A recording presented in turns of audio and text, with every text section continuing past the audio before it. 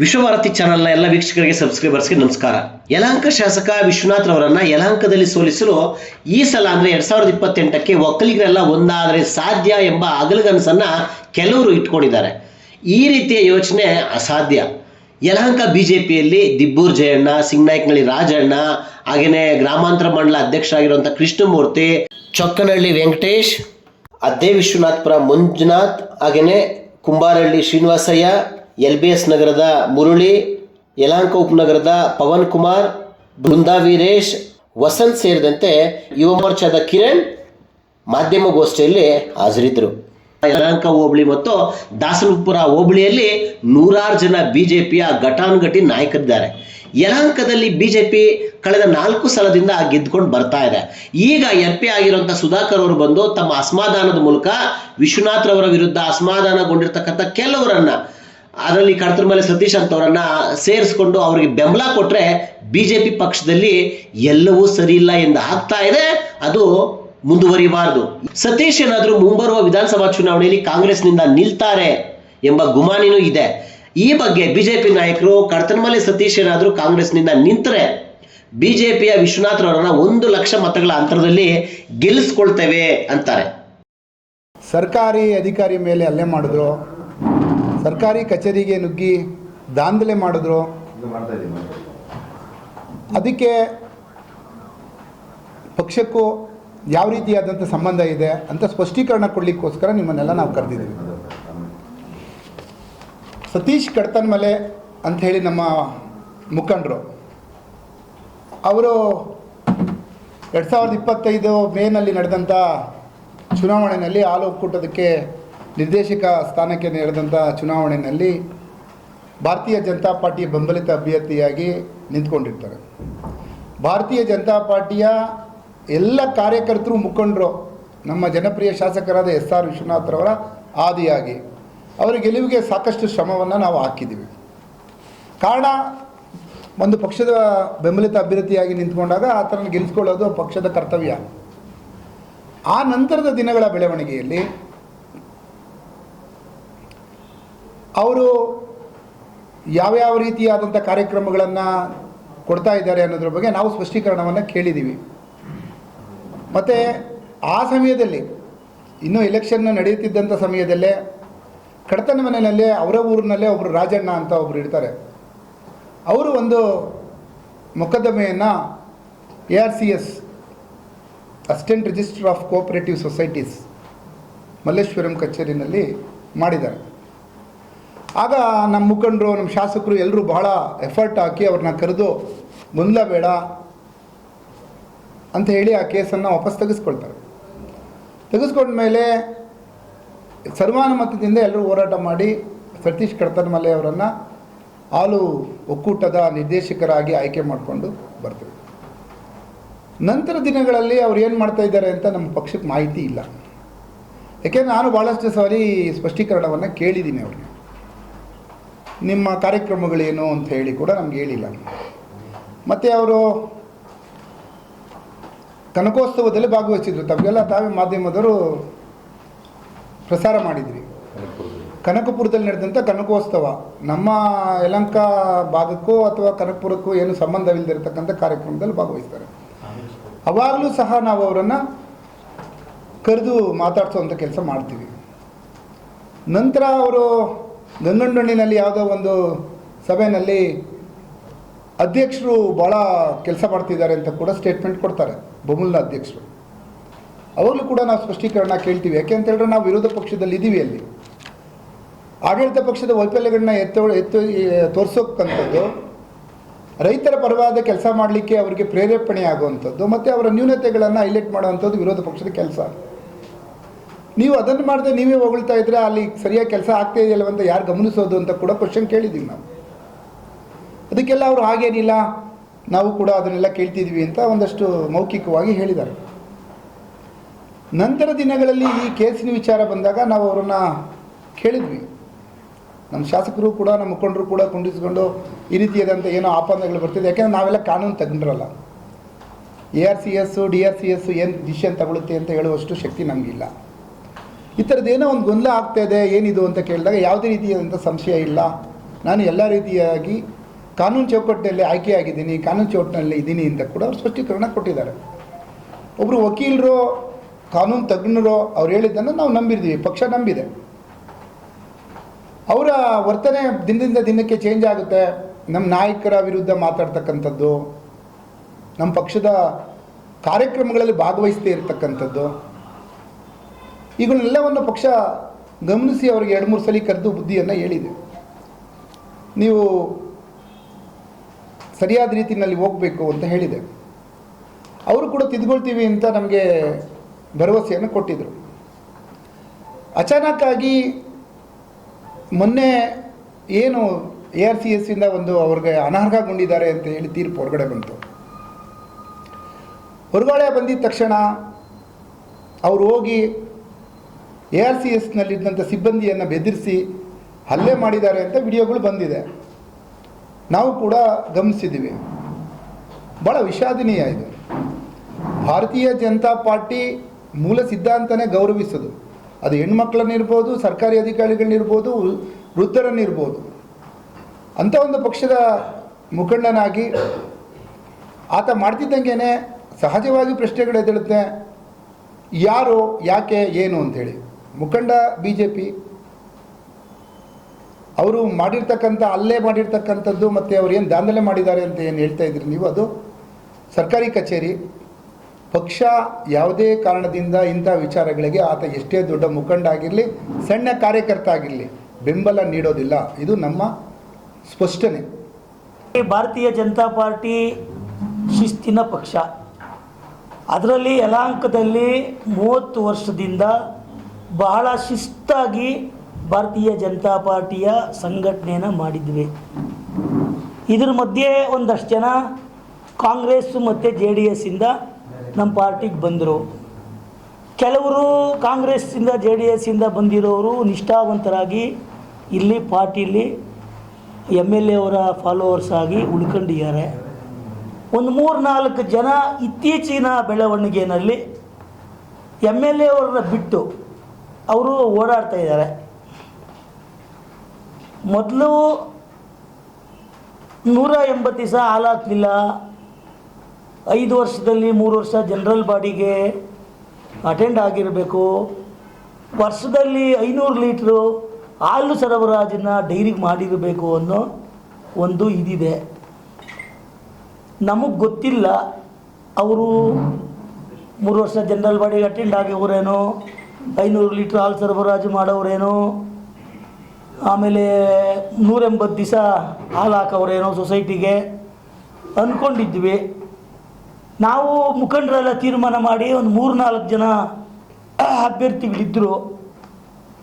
ಏನೋ lawyer, educated, ರೈತರಿಗೆ ಬರುವ ಕೆಲಸ ಮಾಡ್ತಾನೆ ಅಂಥೇಳಿ ನಾವೆಲ್ಲ ಅವ್ರಿಗೆ ಟಿಕೆಟ್ ಕೊಡಿಸಿ MLA ಅವರೇ ಖುದ್ದಾಗಿ ಎಲ್ಲ ಅಧ್ಯಕ್ಷರ ಮನೆಗೆ ಹೋಗಿ ಮೀಟಿಂಗ್ ಮಾಡಿ ಅವ್ರನ್ನ ಚುನಾವಣೆಯಲ್ಲಿ ಗೆಲ್ಲಿಸಿದ್ವಿ. ಇತ್ತೀಚಿನ ಬೆಳವಣಿಗೆಯಲ್ಲಿ ಅವ್ರನ್ನವರು ಒಬ್ಬ ರಾಜಣ್ಣ ಅಂಥೇಳಿ ಒಬ್ಬರು ತಕರಾರು ಅರ್ಜಿ ಕೊಟ್ಟಿದ್ದರು. ಇವರು ಹಿಂಗೆ ಮೋಸ ಮಾಡಿ ಸದಸ್ಯತ್ವವನ್ನು ಪಡೆದಿದ್ದಾರೆ, ಆಮೇಲೆ ನಿಲ್ಲಕ್ಕೆ ಅವಕಾಶನ ಸೊಸೈಟಿಯಿಂದ ಪಡೆದಿದ್ದಾರೆ ಅಂತ ಅರ್ಜಿ ಬರೆದಿದ್ದರು. ನಾವು ಅವನ್ನ ಕರೆದು ಏನೋ ಬೇಡ ಬಿಡಪ್ಪ ಅಂಥೇಳಿ ಅರ್ಜಿನ ವಾಪಸ್ ತೆಗೆಸಿದ್ವಿ. ಈಗ JDS ನಾಯಕರಾಗಿರುವಂಥ ನೆಲ್ಲುಕುಂಟೆ ಸತೀಶ್ ಅವರು AR ಹತ್ರ ಅರ್ಜಿನ ಹಾಕಿ ಆ ಅರ್ಜಿನಲ್ಲಿ AR ಅವರು ಸೂಕ್ಷ್ಮಗಳನ್ನೆಲ್ಲ ಗಮನಿಸಿ ಅವರು ಕತ್ತಲಮಲೆ ಸತೀಶ್ ಅವ್ರನ್ನ ಅನರ್ಹಗೊಳಿಸಿದ್ದಾರೆ. ನಿಮ್ಮ ಮಾಧ್ಯಮಗಳಲ್ಲಿ ಎಲ್ಲ ಅದು ಪ್ರಚಾರ ಆಗಿದೆ. ಅಲ್ಲಿನ ಅಧಿಕಾರಿಗಳನ್ನ ಬೈದು ಅವಾಚ್ಯ ಶಬ್ದಗಳಿಂದ ಎಲ್ಲ ನಿಲ್ಲಿಸಿ ಅವರು ಪಾಪ ಒಬ್ಬ ಅಲ್ಲಿನ ಕೆಲಸ ಮಾಡೋಂಥವ್ರನ್ನ ಒಡೆದು ಎಲ್ಲ ಇದು ಮಾಡಿದ್ದಾರೆ. ನಾವು ಅದನ್ನು ಖಂಡಿಸ್ತೀವಿ. ಕತ್ತಲಮಲೆ ಸತೀಶ್ ಅವ್ರನ್ನ ಕೂಡಲೇ ಬಂಧಿಸಿ ಅವ್ರನ್ನ ಕಾನೂನು ಕ್ರಮ ತಗೋಬೇಕು ಅನ್ನೋ ಆಗ್ರಹ ಕೂಡ ನಾವು ಇವತ್ತು ಭಾರತೀಯ ಜನತಾ ಪಾರ್ಟಿ ಯಲಹಂಕದಿಂದ ಮಾಡ್ತಾ ಇದ್ದೀವಿ. ನಾವು ಸದ್ಯಕ್ಕೆ ಅವ್ರನ್ನ BJPಯಿಂದ ಸಸ್ಪೆಂಡ್ ಮಾಡಿಲ್ಲ ಅಂದರೂ ಕೂಡ ನಮಗೆ ವಿಶ್ವನಾಥ್ ಅವರು ಇಲ್ಲಿ ಹೈಕಮಾಂಡು. BJP ಅಂತ ಹೇಳಿದ್ರೆ ವಿಶ್ವನಾಥ್ ಅಂದರೆ BJP ಇಲ್ಲಿ. ಅವರು ಕೂಡ ಒಂದೊಂದು ಸತಿ ಹೇಳ್ತಾರೆ ನಾನು MLA ಆತೀನೋ ಬಿಡ್ತೀನೋ ಗೊತ್ತಿಲ್ಲ. ಇಲ್ಲಿ ಪಕ್ಷ ಭದ್ರವಾಗಿರಬೇಕು ಅಂತೇಳಿ ಅವರ ಇಚ್ಛೆ. ನಾವು ಯಾರೋ ಅವ್ರ ಜೊತೆ ಈಗ ಕರ್ತೃಮಲ ಸತೀಶು JDS ಇಂದ ಬಂದವರು, ಅವ್ರ ಜೊತೆಗೆ ಇನ್ನೊಂದು 2-3 ಜನ ಅವರು JDS ಇಂದ ಬಂದಿರೋರು. ಅವಶ್ಯಕತೆ ಇಲ್ಲ ಬಿಡಿ, ಅವ್ರು ನಿಮಗೆ ಗೊತ್ತು ಯಾರ್ಯಾರು ಅವರೇ ಅವ್ರ ಜೊತೆಯಲ್ಲಿ ಅಂತ. ಹಂಗಾಗಿ ನಾವು ಅವ್ರನ್ನ BJPಯಿಂದ ಇತ್ತೀಚೆಗೆ ಇನ್ನೊಂದು ಸ್ವಲ್ಪ ದಿವಸದಲ್ಲೇ ಅವ್ರನ್ನ ನಮ್ಮ ಅಧ್ಯಕ್ಷರು ಅವ್ರಿಗೆ ಒಂದು ಏನು ಸಸ್ಪೆಂಡ್ ಮಾಡಬೇಕೋ, ಕ್ರಮ ತಗೋಬೇಕೋ ಅವ್ರನ್ನ ತಗೋತಾರೆ. ನಾವು ಕರ್ತೃಮಲೆ ಸತೀಶ್ ಅವರ ಅಣ್ಣನ ಫಸ್ಟು ಚೇರ್ಮನ್ ಮಾಡಿದ್ವಿ. ಕರ್ತೃಮಲೆ ಸತೀಶ್ ಅವ್ರಿಗೆ ಫಸ್ಟ್ ಟೈಮ್ ತಾಲೂಕು ಪಂಚಾಯತಿ ಸೀಟ್ ಕೊಟ್ವಿ. ತಾಲೂಕು ರೈತ ಮೋರ್ಚಾ ಅಧ್ಯಕ್ಷರು ಮಾಡಿದ್ವಿ, ಜಿಲ್ಲಾ ಅಧ್ಯಕ್ಷರು ಮಾಡಿದ್ವಿ ರೈತ ಮೋರ್ಚಾ, ರಾಜ್ಯ ಉಪಾಧ್ಯಕ್ಷರು ಕಾರ್ಯದರ್ಶಿನ ಇವಾಗ ಮಾಡಿದ್ದೀವಿ. MLA ಅವರೇ ಲೆಟ್ರ್ ಕೊಟ್ಟು ಅವ್ರನ್ನ ಕಾರ್ಯದರ್ಶಿ ಮಾಡಿದ್ವಿ. ಪಕ್ಷ ಇಷ್ಟೆಲ್ಲ ಮಾಡಿದ್ರು ಕೂಡ ಅವರು MLAಗೆ ಏನು ಕಾಂಗ್ರೆಸ್ಸಿಂದ MLAಗೆ ನಿಂತ್ಕೊಂಡ್ಬಿಟ್ರೆ ಇಲ್ಲಿ ಗೆದ್ದು ಬಿಡ್ತೀನಿ ಅಂದರೆ MLA ಅವರು ಎಂತೆಂಥವ್ರು ನೋಡವ್ರು. ಇಲ್ಲಿ ಹನುಮಂತೇಗೌಡರು, ಮುನೇಗೌಡ, ಈ ಕೃಷ್ಣಪ್ಪ, ಚಂದ್ರಪ್ಪ ಎಲ್ಲರನ್ನೂ ಮನೆಗೆ ಕಳಿಸಿದವರು ವಿಶ್ವನಾಥ್ ಅವರು ನಮ್ಮ ಭಾರತೀಯ ಜನತಾ ಪಾರ್ಟಿ ಕಾರ್ಯಕರ್ತರು. ಇನ್ನು 10 ಟರ್ಮು ವಿಶ್ವನಾಥ್ ಅವರೇ ಇಲ್ಲಿ MLA ಆಗೋದು. ಅವನು ಕನಸು ಕಾಣಬೇಕು, ಕರ್ತೃಮಲ ಸತೀಶು ಕನಸು ಕಾಣಬೇಕು, ನಾನು MLA ಆಗ್ಬಿಡ್ತೀನಿ ಯಲಹಂಕದಲ್ಲಿ ಅಂತ. ಅವನಿಗೆ BJPನಲ್ಲಿ ಒಳ್ಳೆಯ ಅವಕಾಶ ಇತ್ತು. ಅದನ್ನು ಅವರು ತಾನಾಗೆ ತಾನು ತನ್ನ ಕಾಲ ಮೇಲೆ ಚಪ್ಪಡಿನ ಎಳ್ಕೊಂಡ್ರು ಅಂತೇಳಿ ಈ ಸಂದರ್ಭದಲ್ಲಿ ನಾನು ಹೇಳ್ತೀನಿ. ಆಮೇಲೆ ನಮ್ಮ ಭಾರತೀಯ ಜನತಾ ಪಾರ್ಟಿ ಕಾರ್ಯಕರ್ತರಿಗೆ ನಾನು ವೈಯಕ್ತಿಕವಾಗಿ ಹೇಳೋದು, ಅವರು ನಮ್ಮ ಪಾರ್ಟಿಯವರಲ್ಲ. ಈಗ ಅವ್ರು ಯಾವಾಗ ಒಂದು ಹೆಜ್ಜೆ BJPಯಿಂದ ಬೇರೆ ಇಕ್ಬಿಟ್ಟವ್ರೆ. ಇವಾಗ ಈ MP ಒಬ್ಬನ ನಮ್ಮ ಸುಧಾಕರ್ ಅವ್ರನ್ನ ಮುನೇಶ್ವರ ಮಾಡ್ತಾವ್ರೆ ಅಂತ ಕರ್ಕೊಂಬರೋದು, ಮದುವೆ ಹೋಗಲಿಲ್ಲ ಅಂತೇಳಿ ಅವ್ರ ಮನೆಗೆ ಊಟಕ್ಕೆ ಕರ್ಕೊಂಬರೋದು, ಇದೆಲ್ಲ ಮಾಡ್ತಿದ್ದಾರೆ. ನಮ್ಮ ಯಲಹಂಕ ನಗರ ಅಧ್ಯಕ್ಷರು ಸತೀಶ್ ಅವರು ತೀರೋದ್ರು. ಅವರು ಮಣ್ಣಿಗೆ ಬಂದಿಲ್ಲ ಸುಧಾಕರ್. ಹೋಗಲಿ, ಒಂದು ವಾರ ಆದಮೇಲೆ ಅವ್ರ ಕಾರ್ಯಕ್ಕೋ ಅಥವಾ ಏನೋ ಬಿಡುವಿಲ್ಲ, ಅವ್ರ ಮನೆಗಾದರೂ ಹೋಗಿ ಒಂದು ಸ್ವಲ್ಪ ಸಮಾಧಾನಕ್ಕಾದರೂ ಹೋಗಿ ಅವ್ರನ್ನ ಮಾತಾಡ್ಸ್ಕೊಂಬರೋಂಥ ಪರಿಜ್ಞಾನನೂ ಸುಧಾಕರ್ ಇಲ್ಲ. ಇವಾಗ ಯಾರಾದರೂ ಸಾವು ಮನೆಗೆ ಕರೀತಾರೆ ಸರ್, ಸಾವು ಮನೆಗೆ ಯಾರು ಕರೆಯೋದಿಲ್ಲ. ನಮ್ಮ ಅಧ್ಯಕ್ಷರವರು ಕಾರ್ಪೊರೇಟರ್ ಆಗಿದ್ದರು, ಅವ್ರ ಮನೆಗೆ ಬರೋಕ್ಕೆ ಯೋಗ್ಯತೆ ಇಲ್ಲ ಅವನಿಗೆ. ಇವತ್ತು ಮುನೇಶ್ವರ ಮಾಡ್ತೀವಿ, ಅದು ಮಾಡ್ತೀವಿ, MLA ಅವ್ರು ಬಿಟ್ಬಿಟ್ಟು ನಮ್ಮ ಪಾರ್ಟಿಯವ್ರು ಬಿಟ್ಬಿಟ್ಟು ಯಾರೋ ಒಂದು 2-3 ಕರೆದ್ರು ಅಂತೇಳಿ ಹೋಗ್ಬಿಟ್ರೆ ನಾವೇನು ಕೇಳ್ತೀವ? ವಿಶ್ವನಾಥ್ ಅವರು ಕೆಲಸ ಮಾಡಲಿಲ್ಲ ಇಲ್ಲಿ MP ಗೆ, ನಾವು ಪಾರ್ಟಿಯವರು ಕೆಲಸ ಮಾಡಲಿಲ್ಲ ಅಂತ ಹೇಳಿದ್ರೆ 85,000 86,000 ಓಟ್ ಎಲ್ಲಿ ಬಂದ್ಬಿಡೋದು? ನಾವೆಲ್ಲ ಮನೆಗೆ ಕೂತ್ಕೊಂಡಿದ್ರೆ ಜನ ಓಟ್ ಹಾಕವ್ರ? ನಮ್ಮ ಬೂತ್ಗಳು ಚೆಕ್ ಮಾಡ್ಕೊಳ್ಳಿ. ನಮ್ಮ ವಿಶ್ವನಾಥ್ ಅವ್ರ ಜೊತೆಗೆ ಯಾರ್ಯಾರು ಅವರ ಲೀಡ್ರುಗಳು, ಆ ಲೀಡ್ರು ಊರಲ್ಲಿ ಬೂತ್ಗಳು ಚೆಕ್ ಮಾಡ್ಕೊಳ್ರಿ. ಆ ಬೂತಲ್ಲಿ ಲೀಡ್ ಕೊಟ್ಟಿಲ್ಲ ಅಂದರೆ ನಾವು ಇವತ್ತೇ ರಾಜಕೀಯ ಬಿಟ್ಬಿಡ್ತೀವಿ. ಯಾಕೆ ಮಾಡಬೇಕು ಇಂಥ ಕೆಲಸ MP ಅವರು? ಬೆಂಬಲ ಕೊಡ್ತಾ ಇದ್ದಾರೆ, ಕೊಡ್ಲಿ ಬಿಡಿ, ಏನು ಮಾಡೋಕ್ಕತ್ತದೆ? ಸುಧಾಕರ್ ಏನು ಮಾಡಿಬಿಡ್ತಾರೆ ಬಂದಿಲ್ಲಿ? ನಾನು ಅವಾಗಲೇ ಹೇಳಿದ್ನಲ್ಲ, BJPನಲ್ಲಿ ಶಿಸ್ತು ಅಂದರೆ 30 ವರ್ಷದಿಂದ ನಾವು ಯಾವುದೇ ಒಬ್ಬ ಪಾರ್ಟಿ, ಕೆಲವರೆಲ್ಲ BJP ಬಿಟ್ಟು ಬೇರೆ ಬೇರೆ ಪಕ್ಷಕ್ಕೆ ಹೋಗಿದ್ರು, ಅವರೆಲ್ಲ ಮತ್ತೆ ವಾಪಸ್ BJP ಬಂದಿದ್ದಾರೆ ಕೆಲವು ನಾಯಕರುಗಳೆಲ್ಲ. ಇವರು ಏನು ಮಾಡೋಕ್ಕಾಗೋದಿಲ್ಲ. ಇವರು ಒಂದಷ್ಟು ಜನ ಸ್ವಲ್ಪ ಅಧಿಕಾರ ಬಂದ ಮೇಲೆ ಅವ್ರಿಗೇನೋ ಕೊಂಬೇನೋ ಬಂದ್ಬಿಟ್ಟಿದ್ದಂಗೆ ಐತೆ. ಏನು ಪ್ರಚಾರ ತಗೋತಾರೆ. ನಾನು ಒಬ್ಬರು ಬೆಂಗಳೂರು ಡೈರಿ ಡೈರೆಕ್ಟರ್ ಆಗಿದ್ದವನು, ಅಧ್ಯಕ್ಷ ಆಗಿದ್ದವನು. ನಾವೆಲ್ಲ ಈ ಥರ ಪ್ರಚಾರ ಇವು ತಗೊತಾ ಇರಲಿಲ್ಲ. ಜ್ವರ ಬಂದರೆ ಹಸು ಹತ್ರ ಹೋಗಿ ಫೋಟೋ ಇಡ್ಸ್ಕೊಂಬಿಟ್ಟು ಜ್ವರ ಬಂದದೆ ಅಂತ ಫೋಟೋ ಹಾಕ್ಸ್ಕೊಳ್ಳೋ ಅಂಥ ಜನನ ಇವತ್ತು ನಾವು ನೋಡ್ತಾ ಇದ್ದೀವಿ.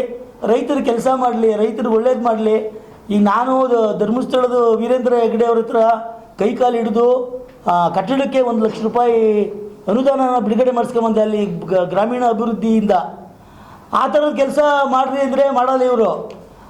ರೈತರ ದುಡ್ಡೇ ಮೊನ್ನೆ 60 ಕೋಟಿ ರೂಪಾಯಿ ರೈತರು ದುಡ್ಡು ಕೊಟ್ಟಿದ್ದಾರೆ ಬೆಂಗಳೂರು ಡೈರಿಯಿಂದ. ಲಾಭ ಬಂದಿದೆ ಅಂತ. ಲಾಭ ಅಲ್ಲ ಅದು ಸೆಂಟ್ರಲ್ ಗೌರ್ಮೆಂಟ್ಗೆ ಇನ್ಕಮ್ ಟ್ಯಾಕ್ಸ್ ಕಟ್ಟಬೇಕಾಗಿತ್ತು. ಇನ್ಕಮ್ ಟ್ಯಾಕ್ಸ್ ಕಟ್ಟಿದರೆ ಸೆಂಟ್ರಲ್ ಗೌರ್ಮೆಂಟ್ಗೆ ಹೋಗ್ತದೆ ಅಂತೇಳಿ ಆ ದುಡ್ಡನ್ನ ರೈತರಿಗೆ ಕೊಟ್ಟಿದ್ದಾರೆ. ಅದನ್ನು ಏನು ದೊಡ್ಡ ಸಭೆ ಮಾಡಿ ಪ್ರಚಾರ ಮಾಡಿ ಅವೆಲ್ಲ ಏನು ಅವಶ್ಯಕತೆ ಇಲ್ಲ. ಹಾಗಾಗಿ ಕರ್ತೃಮಲೆ ಸತೀಶ್ ಅವ್ರ ವಿರುದ್ಧವಾಗಿ ನಾವಿದ್ದೀವಿ. ವಿಶ್ವನಾಥ್ ಅವ್ರ ಪರವಾಗಿ ನಾವು ಇದ್ದೀವಿ, ಏನು ಇದಿಲ್ಲ. ಸ್ಪರ್ಧೆ ಮಾಡಿದ್ರೆ ಯಲಹಂಕ ಬಿಜೆಪಿಯಲ್ಲಿ ಒಂದು ಆಂತರಿಕ ಬಿಕ್ಕಟ್ಟು ಏನಪ್ಪ ಸುಧಾಕರ್ ಅವರು. ನಮಸ್ಕಾರ, ನಮ್ಮ ಹೆಸರು ಚೊಕ್ಕನಹಳ್ಳಿ ವೆಂಕಟೇಶ್ ಅಂತೇಳಿ. ನಾವು ಮಾಜಿ ಜಿಲ್ಲಾ ಪಂಚಾಯತಿ ಅಧ್ಯಕ್ಷರು, ನಾವು ಕಾಂಗ್ರೆಸ್ಸಲ್ಲಿ ಇದ್ವಿ. ನೀವು ಕೇಳಿದ್ರಲ್ಲ ಅವಾಗಲೇ ಹೊಸದಾಗಿ ಬಂದವ್ರು ಮನೆ ಹಾಕ್ತಾರೆ ಅಂತೇಳಿ. 4-5 ವರ್ಷ ಆಯ್ತು, ಇನ್ನೂ ಯಾವ ಮನೆನೂ ಇಲ್ಲ, ಏನಿಲ್ಲ, ನನಗೇನು ಅಧಿಕಾರ ಕೊಟ್ಟಿಲ್ಲ. ಆದರೆ ನಾವು ಪಕ್ಷಕ್ಕೋಸ್ಕರ ಕೆಲಸ ಮಾಡ್ತಾ ಇದ್ದೀವಿ. ಅದು ನಮ್ಗೆ ಸಮಾಧಾನ ಇದೆ. ಅಧಿಕಾರ ಮುಖ್ಯ ಅಲ್ಲ, ಒಂದು ಪಕ್ಷಕ್ಕೋಸ್ಕರ ನಾವು ಸಮಾಧಾನವಾಗಿದ್ದೀವಿ. 100 ಜನ ಎಲ್ಲ ನಮ್ಮ ಜೊತೆಲಿ ಬಂದಿದ್ದಾರೆ, ಕೆಲಸ ಮಾಡ್ತಾ ಇದ್ದೀವಿ. ಅದು ನಮಗೆ ಸಮಾಧಾನ ಇದೆ. MLA ಅವ್ರ ಜೊತೆಲಿ ಇದ್ದೀವಿ ಅನ್ನೋದೇ ನಮ್ಗೆ ದೊಡ್ಡ ಸಮಾಧಾನ. ಈ ಮಧ್ಯದಲ್ಲಿ MP ಎಲೆಕ್ಷನ್ನು ಬಂತು. ಈಗಾಗಲೇ ನಮ್ಮ ಜಯಣ್ಣವ್ರು ಈಗಾಗಲೇ ಎಲ್ಲ ಹೇಳಿದ್ದಾರೆ. ಏನಂತ ಹೇಳಿದ್ರೆ, ನಾವು ಅಲೋಕ್ ಅವ್ರಿಗೆ ಕೇಳಿದ್ವಿ, ಅದು ಕೇಳೋದು ಸಹಜ. ರ್ಯಾಲಿ ಮಾಡಿದ್ವಿ, ಮತ್ತು ಹೋರಾಟ ಮಾಡಿದ್ವಿ, ಕೊಡಲಿಲ್ಲ ಸೀಟು. ಅದಾದಮೇಲೆ ಸ್ವಲ್ಪ ಬೇಸರ ಆಯಿತು, ಒಂದು ಪ್ರೊಟೆಸ್ಟು ಮಾಡಿದ್ವಿ. ಅದಾದ ನಂತರ ಎಲ್ಲ ನಮ್ಮ ಶಾಸಕರು ಕರೆದು, ನಮ್ಮ ಹೈಕಮಾಂಡ್ ಎಲ್ಲ ಕರೆದ್ರು, ಮತ್ತು ನಮ್ಮ ಉಸ್ತುವಾರಿಗಳೆಲ್ಲ ಬಂದು ನಮ್ಮ ಎಲ್ಲ ಲೀಡರ್ಗಳು ಕೂತ್ಕೊಂಡು ಚರ್ಚೆ ಮಾಡಿ, ಇಲ್ಲ ನಾವು ಮಾಡೋದು BJPಗೆ ಮಾಡಬೇಕು, MP ಸುಧಾಕರ್ ಅವರಿಗೆ ನಾವು ಕೆಲಸ ಮಾಡಬೇಕು ಅಂತೇಳಿ ತೀರ್ಮಾನ ಆಯಿತು. ಎಲ್ಲರೂ ಯಲಹಂಕ ಕ್ಷೇತ್ರದ ಮುಖಂಡರುಗಳನ್ನ MLA ಅವ್ರು ಕರೆದು, ಯಾರೂ ಪಕ್ಷ ವಿರೋಧ ಚಟುವಟಿಕೆ ಎಲ್ಲೂ ಮಾಡಬಾರ್ದು, ಅದು ಮುಗಿದೋಗಿದೆ, ಹೈಕಮಾಂಡ್ ಸೀಟ್ ಕೊಟ್ಟಿದೆ, ಕೆಲಸ ಮಾಡಬೇಕು ಅಂತೇಳಿ ಹೇಳಿದ್ರು. ಹೇಳಿದ್ದಾದಮೇಲೆ ನಾವೆಲ್ಲ ಕೆಲಸ ಮಾಡಿದ್ವಿ. ಕೊನೆಯ ದಿವಸ ಇವತ್ತು ರಾತ್ರಿ, ನಾಳೆ ಬೆಳಗ್ಗೆ ಚುನಾವಣೆ, ರಾತ್ರಿ ನನಗೆ 11:15 ಫೋನ್ ಮಾಡಿದ್ರು. ನಾನು ಅಲ್ಲಿ ದಾಸನಪುರ ಹೋಬಳಿನಲ್ಲಿ ನಾವು ನಮ್ಮ ರಾಮಮೂರ್ತಿಯವರು, ಎಲ್ಲರೂ ನಮ್ಮ ರಾಜಣ್ಣ ಎಲ್ಲ ಆ ಕಡೆನೇ ಇದ್ವಿ. ನಾವು ಜಯಣ್ಣವರು ನಾವೆಲ್ಲ ಅಲ್ಲೇ ಇದ್ವಿ, ಕೇಶವಮೂರ್ತಿಯವರು ಎಲ್ಲರೂ ಇದ್ದರು. ನನಗೆ ಫೋನ್ ಮಾಡಿದ್ರು. ಅವ್ರ ಮಾವರು ಬಂದಿದ್ರು ನೋಡೋಕ್ಕೆ, ಆ ಏರಿಯಾದಲ್ಲಿ ಏನೇನು ನಡೀತದೆ ಅಂತೇಳಿ ಅವ್ರ ಮಾವ ಬಂದಿದ್ದರು. ಬಂದು ನೋಡಿಬಿಟ್ಟು ನಾವು ಮಾಡೋ ಕೆಲಸ ನೋಡಿ, ಏನಪ್ಪ ಯಲಹಂಕದವ್ರು ಇಷ್ಟೊಂದು ಚೆನ್ನಾಗಿ ಕೆಲಸ ಮಾಡ್ತಾಯಿದ್ದಾರೆ ಅಂತ ಹೇಳ್ಬಿಟ್ಟು ಅವ್ರ ಮಗಳಿಗೆ ಫೋನ್ ಮಾಡಿದ್ರು. ಅಮ್ಮ, ಇಲ್ಲಿ ತುಂಬ ಚೆನ್ನಾಗಿ ಕೆಲಸ ಮಾಡ್ತಾಯಿದ್ದಾರೆ ಯಲಹಂಕದ ಕಾರ್ಯಕರ್ತರು ಅಂತೇಳಿ. ಅಲ್ಲಿಂದ ಅವರು ಮಗಳು ಅವ್ರಿಗೆ ಹೇಳಿದ್ದಂಗೆ, ಅವರು ಸುಧಾಕರ್ ಅವರಿಗೆ, ನಾನು ಸುಧಾಕರ್ ಅವರು MLA ಆಗೋಕ್ಕಿಂತ ಮುಂಚೆ ನನ್ನ ಸ್ನೇಹಿತನಾತ್ನು. ನಾನು ಅಯ್ಯಪ್ಪನ ಇಬ್ಬರು ಸ್ನೇಹಿತರು. ನಾನು ಏನು ಅಧಿಕಾರದಲ್ಲಿ ಇರಲಿಲ್ಲ, ಅಯ್ಯಪ್ಪನು ಏನು ಅಧಿಕಾರದಲ್ಲಿ ಇರಲಿಲ್ಲ. ನಾನಿನ್ನೂ ಜಿಲ್ಲಾ ಪಂಚಾಯತಿ ಮೆಂಬರ್ ಆಗಿರಲಿಲ್ಲ. ವೀರಪ್ಪ ಮೊಯ್ಲಿಯವರು ಜೊತೆಲಿ ನಾವಿದ್ವಿ, ಅವ್ರು ಮಿನಿಸ್ಟ್ರ್ ಇದ್ದರು. ಅವಾಗ ನಾವಿಬ್ಬರು ಆದ್ನೂ ಏನು MP-ನೇ ಇಲ್ಲ, MLA ಇಲ್ಲ, ಏನಿರಲಿಲ್ಲ. 2008-9ರಲ್ಲಿ. ಸೊ ಆವಾಗ ಅದು ನಾವು ಸ್ನೇಹಿತರು. ಫೋನ್ ಮಾಡಿದ್ರು ರಾತ್ರಿ 11:15 ಗಂಟೆ ರಾತ್ರಿಯಲ್ಲಿ ನನಗೆ ಫೋನ್ ಬಂತು. ಏನಣ್ಣ, ತುಂಬ ಚೆನ್ನಾಗಿ ಕೆಲಸ ಮಾಡ್ತಾಯಿದ್ದೀರಿ ಅಂತಣ್ಣ, ಏನಪ್ಪ ನಿಮ್ಮ ಸೇವೆ ಮಾಡಬೇಕಲ್ಲ, ಪಾರ್ಟಿ ಕೆಲಸ ಮಾಡ್ತಾಯಿದ್ದೀವಿ ಅಂತ ನಾವು ಹೇಳಿದ್ವಿ. ಆಯಿತು, ಎಲ್ಲೂ ಪಕ್ಷ ವಿರೋಧ ಚಟುವಟಿಕೆ ನಡೆದಿಲ್ಲ. ಎಲ್ಲರೂ ರಾತ್ರೆಲ್ಲ ಕೆಲಸ ಮಾಡಿ ಶಾಸಕರ ಸಮೇತವಾಗಿ ಸೊ ಲೀಡ್ ಕೊಡಬೇಕು ಅಂತ ಹೇಳ್ಬಿಟ್ಟು 85,000 ಓಟು ಲೀಡ್ ಕೊಟ್ಟರು, ನಮ್ಮ ಕ್ಷೇತ್ರದಿಂದ ಕೊಟ್ವಿ. ಈಗ ಅದಾದಮೇಲೆ ಅವ್ರು ಹೇಳೋದೇನು ಅಂತ ಹೇಳಿದ್ರೆ, ಶಾಸಕರು ಕೆಲಸ ಮಾಡಲಿಲ್ಲ, ಶಾಸಕರು ಬೆಂಬಲಿಗರು ಕೆಲಸ ಮಾಡಲಿಲ್ಲ, MLA ಯಾರು ಕಾರ್ಯಕರ್ತರು ಕೆಲಸ ಮಾಡಲಿಲ್ಲ ಅಂತೇಳಿ. ಆಯಿತು, ನೀನೇ ಬಂದು 85,000 ತಗೊಂಡಿದ್ದಿದ್ರೆ, ಅಲ್ಲೆಲ್ಲ ಹಿಂದೆ ಕಡಿಮೆ ಇತ್ತು, ಸುಧಾಕರೇ ಹೋಗಿ 85,000 ತಗೊಂಡ ಅಂತ ಹೇಳ್ಬೋದಾಗಿತ್ತು. ಆದರೆ ಈ ಹಿಂದೆ ಬಚ್ಚೇಗೌಡರು MP ಎಲೆಕ್ಷನ್ ನಿಂತಿದ್ದರು. ಅವತ್ತಿನ ದಿವಸನೂ ಇದೇ ಶಾಸಕರು ಮತ್ತು ಕಾರ್ಯಕರ್ತರಿಂದ 75,000 ಓಟು ಲೀಡ್ ಕೊಟ್ಟಿದ್ದರು. ಅವತ್ತೇನು ಸುಧಾಕರ್ ಅವರು ಇರಲಿಲ್ಲ, ಇದೇ ಕಾರ್ಯಕರ್ತರು, ಇದೇ ಶಾಸಕರು 75,000. ಅವತ್ತು ನಾನಿರಲಿಲ್ಲ, 75,000 ಲೀಡ್ ಕೊಟ್ಟಿದ್ರು. ಯಾರಿಗೆ? ಬಚ್ಚೇಗೌಡರಿಗೆ MP ಎಲೆಕ್ಷನಲ್ಲಿ. ನಿನಗೆ 85,000 ಕೊಟ್ಟವ್ರೆ, ಇನ್ನು 10,000 ಎಕ್ಸ್ಟ್ರಾ ಎಲ್ಲಿ ಬಂತು ಗೊತ್ತಾ?